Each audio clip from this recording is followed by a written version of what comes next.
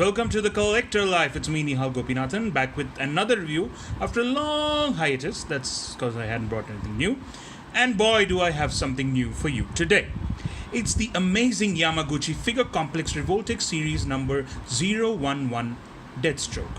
Slade Wilson in all his articulated glory. Now, I have 4 other amazing Yamaguchis. The other Wilson, Wade, Deadpool for Noobs, Wolverine, Spider-Man, and Venom. This is my first DC Revoltech.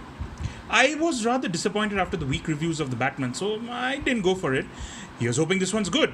As you can see from right here, it looks pretty tight. Brooklyn Nine-Nine reference.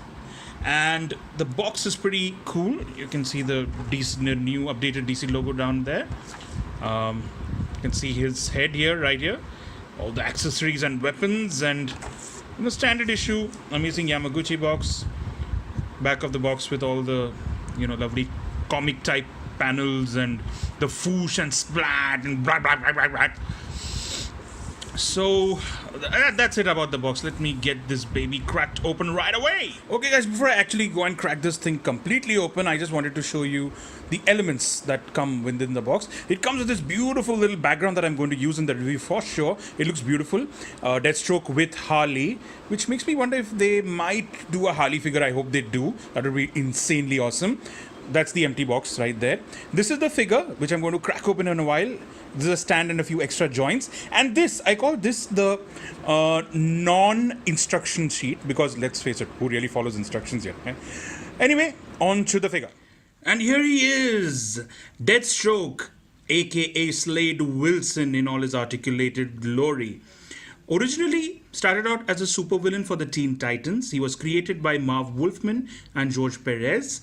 Eventually, he became so popular that they decided to give him his own series, his own solo series, titled Deathstroke the Terminator, which was later retitled to Deathstroke the Hunted.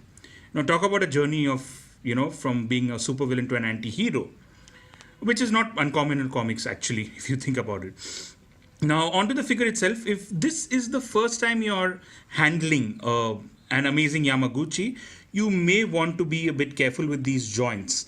Like this one at the knee here, because if you've never handled an amazing Yamaguchi before, chances are they might come off, and you wouldn't want that to happen. You can put them back easily, but it's very difficult to handle them when you're doing it the first time.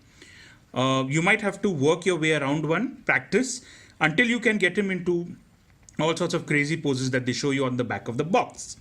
Now, in this case, all I've done is I've put 2 swords in his hands. I think he looks badass that way. I really love the little chainmail action we've got on the chest and, through the arms. And I feel he looks really badass with both the swords in his hands, really. And I mean, it's insane the amount of articulation. Even his scarf here, the end of his scarf, even that's articulated. So, I really like the work they put into these figures. I'm not that huge on articulation myself.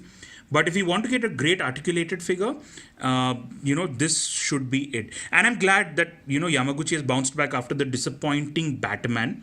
I mean, personally, I didn't like it all that much. But this is a really, really neat figure. Apart from these swords, there's got some other accessories as well.